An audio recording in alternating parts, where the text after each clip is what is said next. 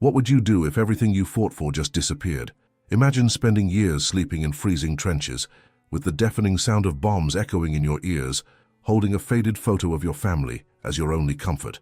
This is the true story of an American soldier that the official story never told. In 1945, thousands of men returned home after surviving the hell of World War II. They dreamed of warm hugs, the smell of home-cooked food, the sound of their children's laughter. For James Miller, that dream was what kept him alive during his darkest times. How many times have you wondered what really happens when these heroes return? Military parades only show the surface. Behind the forced smiles and shiny medals, there is a reality that few have the courage to face. Can you feel this soldier's heart racing as he walks down the street of his old home? The cold sweat on hands calloused by war, the lump in your throat as you approach that door that appeared in your dreams every night during combat? James Miller's story represents thousands of veterans whose voices have been silenced. Men who sacrificed everything for their country, only to find that the country had moved on without them. An uncomfortable truth about the invisible price of war that no memorial has ever revealed. Over the next few minutes, you will delve into the most difficult journey a soldier can face, the one that begins when the guns fall silent. An internal battle that leaves scars, deeper than any war wound. This is the untold story of the soldier who came home. James Miller's story represents thousands of veterans whose voices have been silenced. Men who sacrificed everything for their country, only to find that the country had moved on without them. An uncomfortable truth about the invisible price of war that no memorial has ever revealed. Stories like this deserve to be heard by all Americans. Each like on this video expands the reach of this truth, honoring the memory of those who returned to a country that no longer recognized them. Tap the like button now and transform the lives of veteran families who still live this silent reality today. Over the next few minutes, you will delve into the most difficult journey a soldier can face, the one that begins when the guns fall silent. Your unique perspective on this story can illuminate aspects that many still fail to see. Share in the comments. What would you do if you were in James Miller's shoes when you returned home? This is just the first of many true stories that need to be told. You are already part of a community that values truth beyond official history books. Sign up now and together, we will uncover the stories that shaped the America we know today, one narrative at a time. When James set foot again on American soil after years on the European front, he carried more than his military backpack and medals. It carried dreams, memories, and the promise of a fresh start. What would you do if everything you fought for just disappeared? Imagine spending years sleeping in freezing trenches, with the deafening sound of bombs echoing in your ears, holding a faded photo of your family as your only comfort. This is the true story of a soldier that the official story never told. In 1945, James Miller survived hell on earth. He saw death in the eyes dozens of times, buried friends, and bled for his country. But what he found upon returning home was more devastating than any battle, more heartbreaking than any war wound. Can you feel his heart racing as he walks down the street from his old house? The cold sweat running through war-calloused hands? The lump in your throat as you approach the door that appeared in your dreams every night during combat? The truth he discovered when he turned that doorknob would change his life forever. A truth that no badge of honor could compensate for. A truth that thousands of veterans have faced, but which has remained hidden in the dark corners of American history. The next few minutes will completely change the way you view the post-war happy ending. You'll discover why, for some soldiers, coming back alive was just the beginning of an even crueler battle. And I guarantee you one thing, you are not prepared for what you will discover at the end of this story. James Miller was just 23 years old when he was recruited to fight in World War II. An ordinary young man from Ohio, with dreams as simple as they are profound. He had just bought a small house in Oakwood Heights, where he planned to raise his family away from the noise of big cities. Sarah, his wife since the age of 19, was the kind of woman any man would go to war for. Brown hair always tied up in a messy bun, hands that never seemed to rest, and a smile that brightened up even the greyest of days. In his arms, little Tommy, only 5 years old when his father left, and sweet Emily, who had barely turned 3. That September morning in 1942, while the sun was still barely peeking over the horizon, James kissed his children's sleeping faces. The room smelled of lavender and innocence.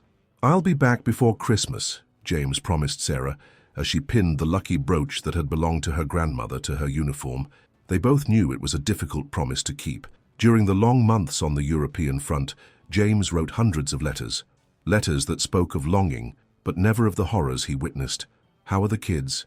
Has Tommy learned to ride a bike yet? Is Emily still afraid of the dark? He asked, as if he were just on a long business trip. The memory of Sarah and the children was what kept James alive. When the mud froze on his boots, he thought of the warmth of the fireplace he had built with his own hands. When the sound of machine guns kept him from sleeping, he remembered the lullaby Sarah sang to Emily. With each battle won, each city freed from the Nazi yoke, each day survived, James crossed an X on the small calendar he carried in the inside pocket of his uniform, next to his heart. Next to the calendar, a faded and bent at the edges photograph, Sarah holding Emily on her lap, Tommy at her side with his inevitable smile missing his front teeth. That image was his talisman, his reminder that there was a world beyond that hell. What James didn't know was that, as he counted down the days until he returned, fate was writing a completely different story for his family, a story that would forever change. The meaning of the word home. And you, what would you remember if you had to leave everything behind like James? A photograph, a special object, or just memories engraved in your heart? Share in the comments what would be your talisman in difficult times. May 1945. The sky over Europe finally fell silent. Hitler was dead. Berlin had fallen. The war in Europe had come to an end. For James Miller, survivor of Normandy and countless other confrontations, that moment meant only one thing: returning home. Back to Sarah, to Tommy, and to little Emily, who probably wouldn't even remember her father's face. The ship that brought James back was packed with men like him, some mutilated, others apparently whole, but all irrevocably transformed. We are returning as heroes, some said. James was smiling, but he couldn't share that optimism. Something inside him had changed. The train ride to Ohio seemed endless. Each station, each stop, increased his anguish. He looked out the window at the American cities so intact, so different from the devastated Europe he had left behind. Next stop, Oakwood Heights, the conductor announced. James felt his heart speed up. His hands started to shake. 3 years. 3 long years away from everything I loved. Getting off at the small station, James immediately noticed that something was different. The city hadn't changed much, but the looks were different. As he walked down the main street with his military backpack on his back, James noticed that people were watching him strangely, not with admiration, not with the respect usually reserved for returning veterans. Was it something closer to confusion from the shock? James Miller. The voice came from a man standing at the entrance of the barber shop. It was Frank Wilson, his old schoolmate. "My God, is it really you?" "It's not possible." James forced a smile, extending his hand. "In the flesh, Frank. I'm back." Frank shook his hand hesitantly, as if touching an apparition.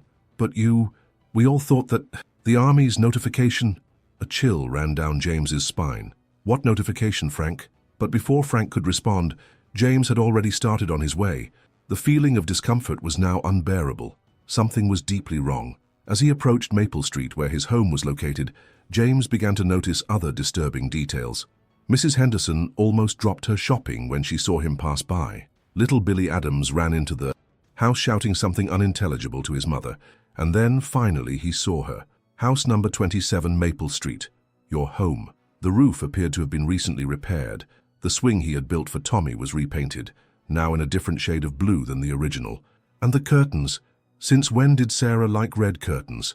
With a lump in his throat that seemed to be strangling him, James opened the gate, which emitted a familiar creak. 4 steps to the front door, 4 steps that seemed to lead to an unknown abyss.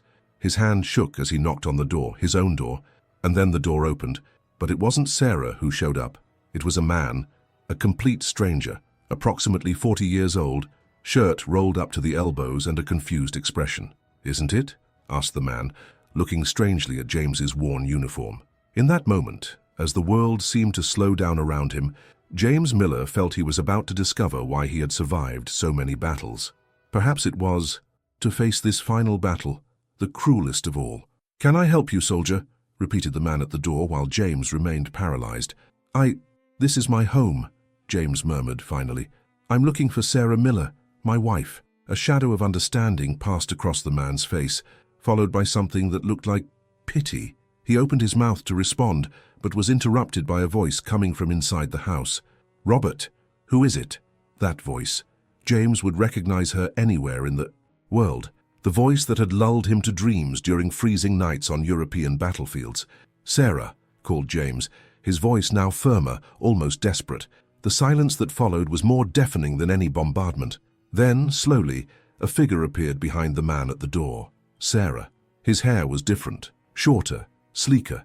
She wore a dress that James had never seen, but it was her eyes that disturbed him the most. Those brown eyes that always sparkled at the sight of him were now wide in pure shock, as if he were seeing a ghost. "James?" The name came out like an incredulous sigh from Sarah's lips. "My God! James?" The man, Robert, looked from Sarah to James in confusion. "Sarah, do you know this man?" Sarah was pale as a sheet. This is James Miller," she managed, her voice breaking. "My husband. My first husband. First husband." The words hit James like a point-blank shot. "Sarah, what are you talking about?" James took a step forward. "It's me. I'm back. From the war." Sarah's eyes were now brimming with tears. "James, you died. We received notification 2 years ago. You were reported killed in action in Normandy." James's world collapsed in that instant. Dead? How could he be dead if he was there, standing, breathing, bleeding inside? Reluctantly, he followed Sarah and Robert inside. "Your home." Except it wasn't his home anymore. The walls had been repainted. The furniture was different. And then his eyes found the photographs on the wall. Sarah, in a white dress, a wedding dress, next to Robert. Tommy, visibly older, holding a trophy. Emily, almost unrecognizable. And another child, a baby James didn't recognize. "The children?" James asked, his voice cracking. "They're at school," Sarah replied. "They'll be home in about an hour." "How did this happen?" James's voice shook. "I wrote it, every month." Sarah exchanged a look with Robert, who discreetly left the room. "James," she began, "in June 1943, we received a visit from 2 officers. They brought a letter and their dog tag." Instinctively, James touched his chest where his plates should be, plates he had lost during an attack near St. Lo. "The letter said that you had been killed during a bombing, that your body could not be recovered due to the intensity of the explosion." "But I survived," exclaimed James. "I was taken by the French. I spent months recovering on a farm before I managed to get back to Allied lines." Sarah looked down, unable to look at him. "There was no notification that you were alive, James. I waited. God knows I waited. But you clearly didn't wait long enough." James couldn't keep the bitterness from his voice. Sarah's face hardened slightly. "It's been almost 2 years, James. 2 years of believing you were dead. 2 years of raising our children alone, working 2 jobs to keep this house going." Her words hit him like a punch to the gut. As much as he wanted to blame her, James knew Sarah was right. What else could she have done? "And Robert?" he asked finally. "Tommy's teacher, widower. He helped us a lot." "And then you married him," James added, his voice flat. 8 months ago." A sudden thought struck James. "The baby in the photos? It's our daughter. Mine and Robert's. Grace." That was the final blow. Sarah had a new family, a complete family, with a living husband, with a new daughter, a family he was not part of. And now, was all he could ask, looking at his calloused and empty hands. Before Sarah could respond, the front door opened and children's voices filled the hallway. The children had arrived. The moment James had dreamed of during the war years had finally arrived.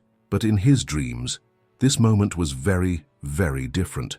Put yourself in James's shoes at this devastating time. What would you do when you found out you were declared dead and your family had moved on? Would you fight for your rights as a husband and father? Or would you consider the children's well-being above your own? Share your opinion in the comments. A girl James barely recognized entered the room. Emily. His Emily, who was just a toddler when he left, was now a little girl of 7. Behind her, a boy of approximately 9 years old. Tommy. His gaze contained no sign of recognition, just childish curiosity in front of a stranger. "Children," Sarah stood up quickly, "why don't you go out into the yard for a moment? We need to talk to this, sir." "Are you a soldier, Mommy?" Tommy asked, his eyes fixed on James's worn uniform. "Yes, dear, he's a soldier," Sarah replied, avoiding looking directly at James. "Now please go outside and play for a bit." "But it's almost time for my radio show," Tommy protested. "Thomas," Robert's firm voice came from the hallway. "Obey your mother, please." James's eyes filled with tears that he refused to shed. Thomas. They called him Thomas now, not Tommy. Another small change that symbolized how much his family had moved forward without him. When they were alone, again James stood up, unable to remain seated. He needed to move, do something, anything to control the emotional storm that threatened to consume him. "They don't recognize me," he said, the obvious but painful realization escaping his lips. "Emily was only 3 when you left, James," Sarah replied softly. "And Tommy, well, to him you were always more of an idea than a real person, a photograph on the dresser, a bedtime story." The unintentional cruelty of that truth was like a knife, twisted in his heart. During all that time at the front, he had clung to the memories of his children, and to them, he was nothing more than a vague memory. "Did you tell them? About me?" Sarah hesitated, eyes downcast. "In the beginning, yes. Every day. I showed you your photographs, read your letters, told stories about you. And then it got too painful," Sarah finally admitted. "For all of us. The therapists said it would be best to leave the past behind, especially for the children. The new reality," James repeated bitterly. "A reality without me. James, please try to understand. I did what I thought was best for them." James walked to the window, where he could see the backyard. Tommy was pushing Emily on a swing. The same swing he had built, but now repainted, renovated, transformed into something different, just like your family. "And Robert?" he asked, without turning around. "When did he enter the story?" "He started helping about a year after we got the notice. Tommy was having trouble at school. Robert was his teacher, and then he started helping with other things," James added, unable to hide his bitterness. "It wasn't like that," Sarah protested. "Not right away. He respected my grief, James." "It's not fair of you to do that." Sarah's voice now had a tinge of frustration. "It's not fair to anyone. Not to the kids, not to me, not even to you." James finally turned to face her. "And what would be fair, Sarah? That I had never come back? That I had really died in that explosion in Normandy?" "That's not what I meant," Sarah whispered, tears streaming down her face. "But you can't just show up after all this time and expect nothing to have changed." The harsh truth of those words hit James full force. What did he expect exactly? That the family had been frozen in time, like the photographs he carried in his uniform pocket. "The question is not what I expected," said James, surprising himself at the calmness of his own voice. "The question is, what do we do now?" Before Sarah could respond, the door opened again. Robert entered, followed by the children. "I think we need to be honest with the kids," Robert said calmly. "Children," Sarah began, This is James Miller." Tommy frowned, confused. Emily just stared at the stranger, partially hiding behind her mother. "You know, before you met Daddy Robert, I was married to another man," Sarah continued. "A man who went to war." "The man with the old photographs?" asked Tommy, his face suddenly lighting up with understanding. "What died fighting the Nazis?" James felt as if an invisible fist was squeezing his heart. That's how he existed in his children's minds. Just the man in the old photographs. "Yes, dear," Sarah replied, looking quickly at James. "But it turns out there was a mistake. A big mistake. He didn't die in the war. He's here. So he's—" Tommy looked at his mother, unsure of how to complete the sentence. "I'm your father," James said, the words coming out before he could stop them. "Your first father." "That doesn't make sense," Tommy finally said, his childish voice thick with confusion. "You can't be my father. He's my father." He pointed at Robert. James knelt down, bringing himself to the children's level, keeping a respectful distance. "Before you were born, your mother and I met and fell in love. We got married and started a family. Then the war started, and I had to go fight." "Like Captain America?" asked Emily shyly, her first speech since entering the room. A sad smile crossed James's lips. "Something like that, honey. But I'm not a superhero. I'm just an ordinary soldier." The moment was surreal, trying to explain to his own children who he was. The confusion on their faces, the way they instinctively moved closer to Robert, not him, the cruel reality that for them, father was someone else. And as he watched the family gathered, Sarah, Robert, Thomas, Emily, and the little Grace he had not yet met, James Miller began to realize that the hardest battle of his life was just beginning, a battle for your place in this new reality, an internal battle between what he wanted and what was best for those he loved. Drops of rain ran down James's face, mixing with silent tears. Sitting on the porch steps, he took a bundle of yellowed envelopes from the inside pocket of his uniform. Letters, dozens of them, written during the long months on the European front. Letters that apparently never reached their destination. "James?" Sarah's voice brought him out of his thoughts. She had left the house and was now standing on the porch, watching him. "They never arrived, did they?" he asked, showing the cards. "None of them." Sarah sat next to him, keeping a respectful distance. "No. After the notification, we didn't receive anything else." James let out a bitter laugh. "It's ironic, isn't it? I survived the worst explosion I've ever seen in my life. I was thrown several meters. I lost my documents and half my squad, and while I was fighting to survive, someone decided I was dead." "What exactly happened?" asked Sarah, her voice now softer. James closed his eyes, allowing himself to relive that terrible day near St. Lo in Normandy. "We were advancing to retake a small village occupied by the Germans, a seemingly simple mission, but we ran into an ambush, mortars on all sides. The rain was falling harder now, but neither of them made a move to go inside. I remember seeing Johnson, our radio operator, take a direct hit. I ran to get the radio to call for backup.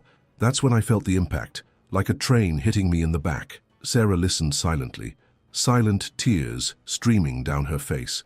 "I woke up 3 days later, on a farm. A French family found me in the rubble and hid me. Apparently I was carrying Johnson's radio when I was hit. They found pieces of the equipment and my identification plates. They assumed I had been completely destroyed in the explosion. I spent months recovering on that farm, the DuPonts, good people. When I was finally able to move without help, they helped me make contact with the French resistance. It took a few more months before I made it back to American lines. And no one corrected the mistake. When did you come back?" James smiled sadly. "War is a big mess, Sarah. Lost records, mismatched information. When I finally returned, I was sent to another battalion. My old commander had been killed. No one really bothered to investigate further. Did you try to contact us? Through the army?" "At every opportunity," James stated, his voice firmer now. "I filled out forms, sent telegrams, pleaded with communications officers. I was always told the messages would be sent. The revelation hung between them, heavy as lead.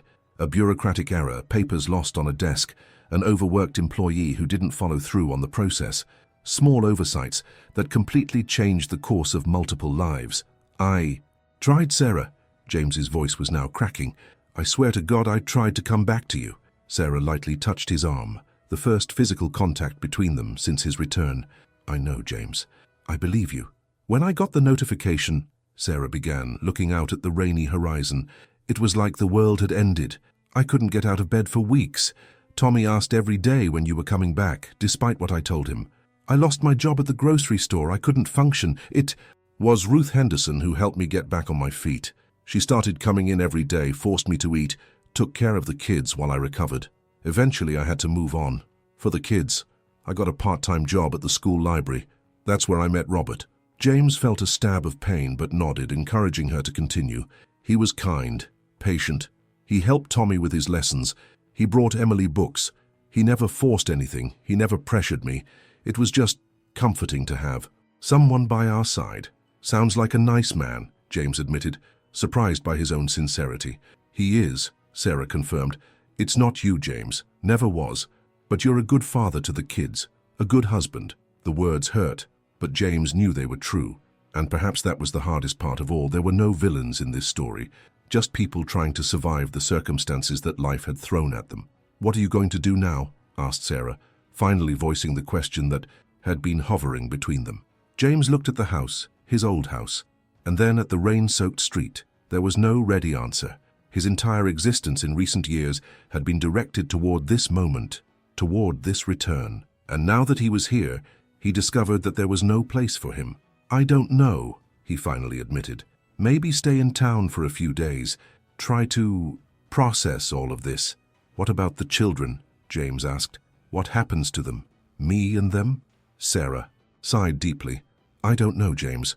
They barely know you. Tommy may have some vague memories, but Emily, to her, you're practically a stranger." The truth of those words was like salt in an open wound. His own children, the people he had fought to return to, didn't know him. They were strangers united only by blood ties.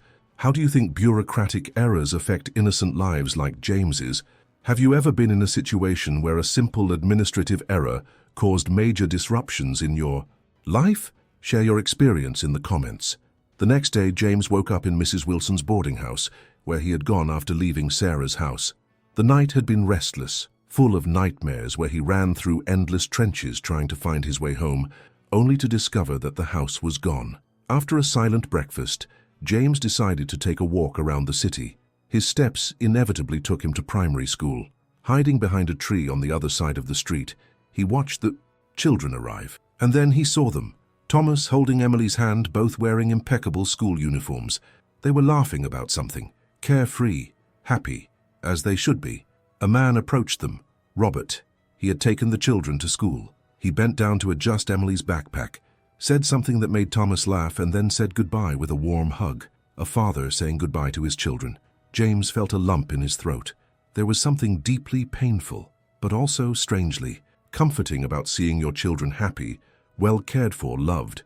It wasn't the life they had dreamed of for themselves, but it was a good life, a stable life. As he watched the children enter the school, a reality began to crystallize in his mind, a reality that he had tried to deny since the moment he found a stranger at the door of his house. Your presence in their lives now would be a disruption, a complication. As Sarah had said, they barely knew him. For Thomas and Emily, father was Robert, the man who had been there for the past few years, helping with homework, nursing night fevers, celebrating birthdays. Sitting on a park bench, James weighed his options. He could fight. Legally, he was still Sarah's husband, Thomas and Emily's biological father. He could demand his rights, drag everyone into a painful court process. He could insist on being part of the children's lives, forcing a situation that would certainly bring confusion and suffering. Or he could do the hardest thing a soldier can do, recognize when a battle cannot be won, when the cost of victory is too high. A third option began to form in his mind, an option that would be painful for him, but perhaps best for everyone involved. Deciding, James returned to the boarding house and asked Mrs. Wilson paper and pen. Sitting at the small desk in his room, he began to write a letter to Sarah. For hours, he poured onto paper everything he felt, everything he thought, everything he wanted for the future. The sea. Next morning, James Miller walked resolutely to the house on Maple Street. Sarah answered the door, looking nervous and tired. "We can talk?" James asked. "Just a few minutes." She nodded, leading him to the back porch. The house was quiet. Robert had taken the kids to some activity, Sarah explained briefly. "I spent the night thinking," James began, "about what's best for everyone, especially Thomas and Emily." Sarah watched him warily, noticing the change in the way he referred to his son. "No longer Tommy, but Thomas," the name the boy now responded to. "I've come to a decision," James continued. "I'm leaving Oakwood Heights, starting over somewhere else. Chicago maybe, or Detroit. I hear the factories are hiring veterans." Sarah looked genuinely surprised. "James, you don't have to do this. We can find a way to—" "Sarah," he interrupted gently, "you and I both know there is no easy way to resolve this. The children have settled lives.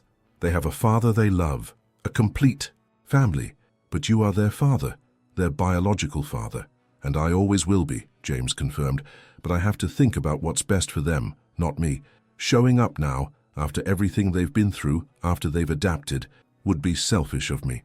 Silent tears began to stream down Sarah's face. "I don't know what to say." "Not much to say," replied James with a sad smile. "The war taught me that sometimes there are no perfect solutions, only difficult choices."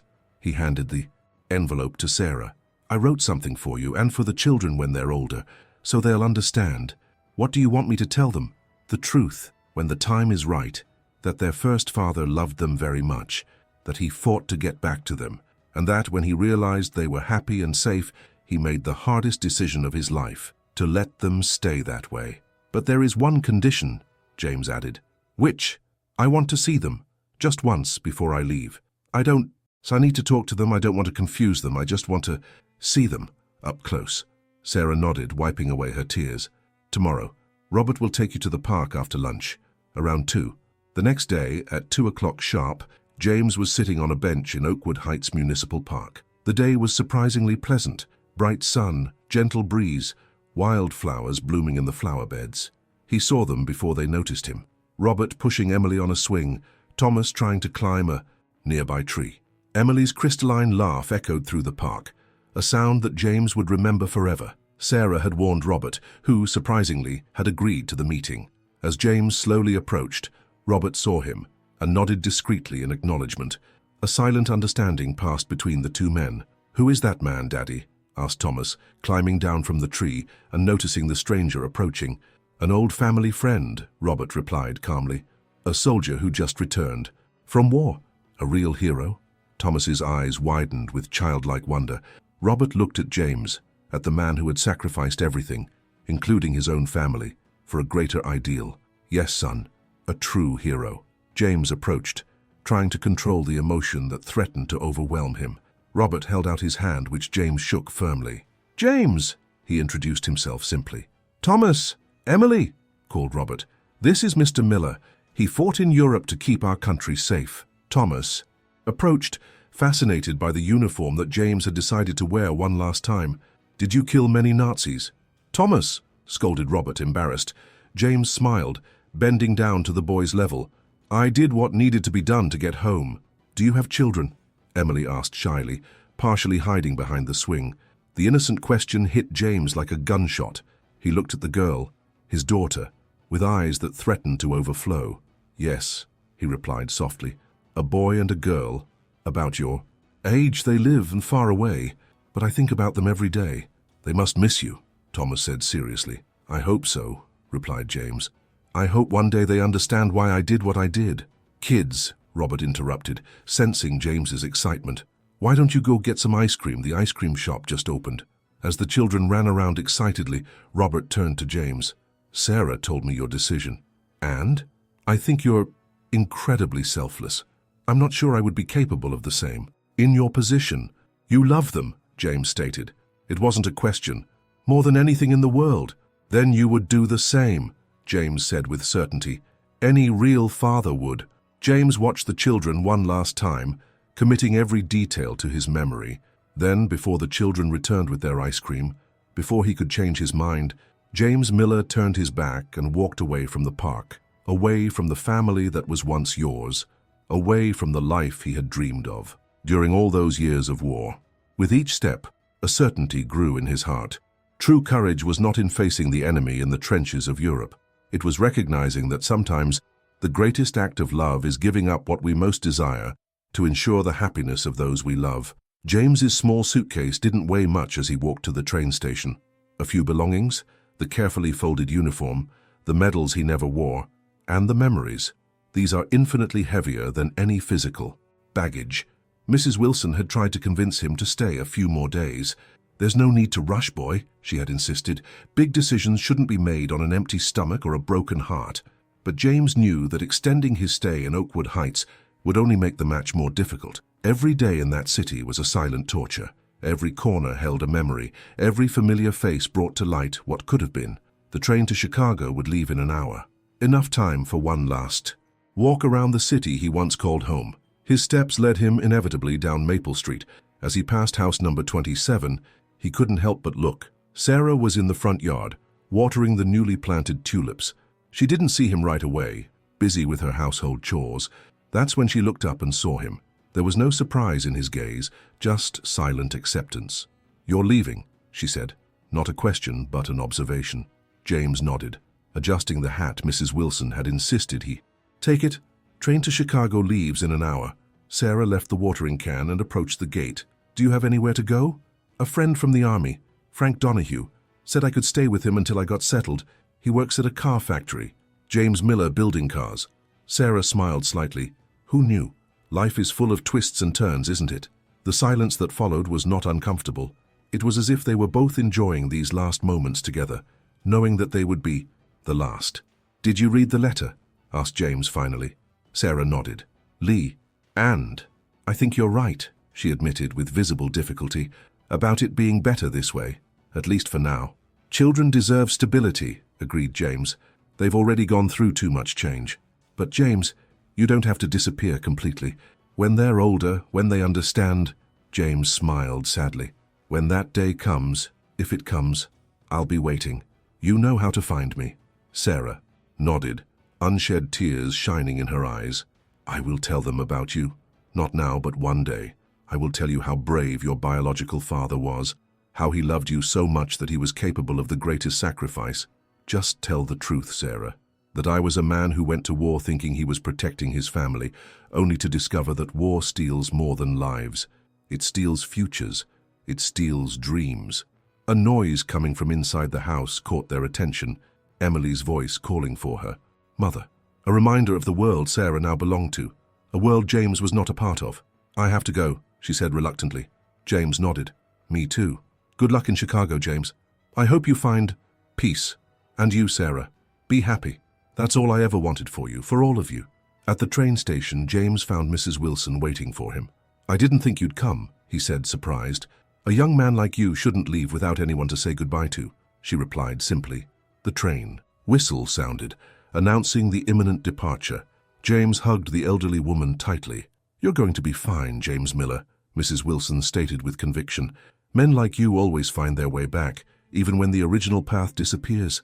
Wise words that would echo in James' mind for months and years to come. The drive to Chicago was long and silent. Frank Donahue, a former sergeant who had served with James in northern France, was waiting at the station. Miller, you lucky bastard, he exclaimed, enveloping James in a bear hug. When I received your letter, I thought someone was playing a trick.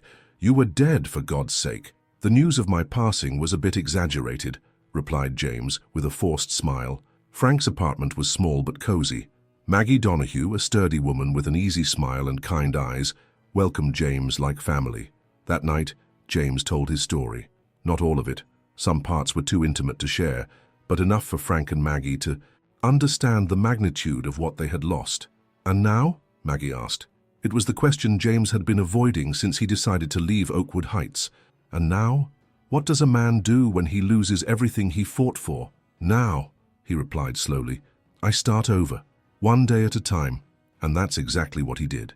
The next morning, Frank took him to the car factory where he worked. The manager, also a veteran, offered James a job on the assembly line. It wasn't glamorous, but it was a start, a purpose. Days turned into weeks, weeks into months. James rented a small apartment a few blocks from the Donahues. At night, he attended classes at the local technical school, automotive mechanics, design, industrial design. His hands, which had held rifles and grenades, now learned to create instead of destroy. On Sundays, I wrote letters. For Mrs. Wilson, talking about his new life in Chicago, and other letters, which he never sent, to Thomas and Emily. Letters for when they were older, for when they were ready to know the truth. As you watch James rebuild his life away from everything he knew, think about a time in your own life when you had to start over from scratch. What was most difficult? What gave you the strength to move forward? Share your story of starting over in the comments. 20 years have passed since that day at the Oakwood Heights train station. The world has changed. America has changed. James Miller has changed. His dark hair was now completely grey. Deep wrinkles marked his face, silent witnesses of the battles he faced, both in war and in peace. At 46, James looked older than he really was. The car factory had become his home for nearly a decade. From assembly line worker, James rose to supervisor, then production manager. Eventually, with accumulated savings and a small loan, James opened his own auto repair shop on Chicago's west side. Miller and Son, the sign said, even though there was no son. Just a hope, a dream. Sarah's letters came regularly in the early years, updates about the kids, occasional photographs, newspaper clippings showing Thomas on the high school baseball team or Emily at a piano recital. James kept each of them in the same carved wooden box where he kept his own unsent letters. Over time, correspondence diminished. The last one had arrived 5 years ago. Thomas was graduating from college, Emily was engaged, Grace was starting high school. Robert had suffered a mild stroke, but was recovering. Well, it felt like a final chapter, a silent conclusion. James never returned to Oakwood Heights, not because of a lack of opportunity or desire, but because he understood the need to honor the limits he himself had established. Children, now adults, knew about its existence. Sarah had kept her promise to tell them the truth when they were old enough to understand. The rest was up to them. On that particular morning, James opened the workshop as he did every day. He checked cars that needed repairs, delegated tasks to the 3 mechanics he employed, prepared the strong coffee that was his trademark. a comfortable, predictable routine. It was almost noon when the doorbell rang, announcing a customer. James was under a 1957 Cadillac, struggling with a problematic transmission. "I'm coming!" he shouted, sliding out from under the car. Wiping his hands on a cloth already stained with grease, he turned to meet the newcomer, and then time stopped. Standing at the entrance of the workshop was a young man of approximately 25 years old. Tall, broad shoulders, determined chin, eyes that James would recognize anywhere in the world, the same eyes that stared back at him every morning in the mirror. For a moment, no one spoke. The young man looked at James with an expression that mixed nervousness and determination. James just stared back, unable to form words. "Mr. Miller?" the young man finally asked, his voice firm despite the obvious tension. "James Miller." James nodded, still unable to speak. "My name is Thomas Harrison." The young man hesitated, then continued, "I believe you are my biological father." The world revolved around James. Everything he had hoped for, dreamed of, prayed for over the last 20 years suddenly materialized in front of him in his Chicago workshop.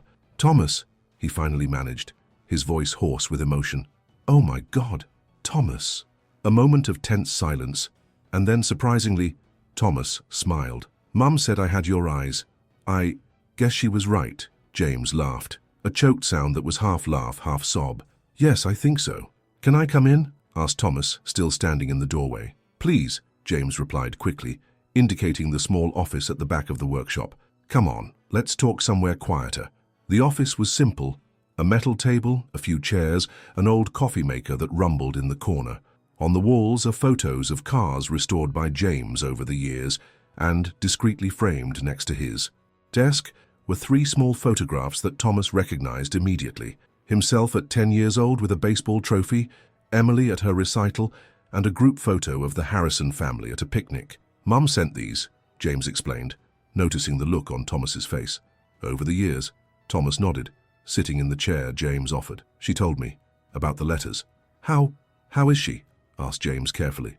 "Well, Robert, had another stroke 2 years ago, more serious this time. She takes care of him at home." "I'm sorry to hear that. He's a strong man," Thomas said. The doctors were impressed with his recovery. An uncomfortable silence fell between them. 2 decades of unspoken words, of unanswered questions, seemed to hang in the air like a physical presence. "Why now, Thomas?" James finally asked. "Why after all these years?" Thomas stirred his coffee cup thoughtfully. "Last week, Lizzie asked me about her grandfather, about you. I realized I didn't know what to say. How do you explain to a child that there's a man out there, her grandfather by blood, who she's never met? And I realized I didn't want her to grow up with the same gap that I had." "I see," James said, although his heart was racing with the implications of those words. "Plus," Thomas continued, "I'm moving to Chicago. I got a job at the university here. History professor." "Professor," repeated James, a smile of involuntary pride appearing on his face. "That's wonderful. I thought maybe we could get to know each other, slowly, no expectations, and maybe eventually you could meet Lizzie." The offer hung in the air, so unexpected, so beyond what James had ever dared hope, that for a moment he thought he had imagined the words. That would mean a lot to me," he finally managed to say, his voice shaking. "More than I can express." Thomas smiled, the same boyish smile James remembered from the park 20 years ago. "Emily wants to meet you too," Thomas added. "She couldn't come today, the twins got chicken pox, but she sent this to you." He took a folded envelope out of his pocket and handed it to James. Inside was a simple handwritten card. "To the man who gave me life twice, once when I was born, once when he had the courage to leave. I hope to meet you soon. Love, Emily." James spent several minutes staring at that card, unable to speak. When he finally looked up, his eyes were wet. "Thank you for bringing me this, for coming here.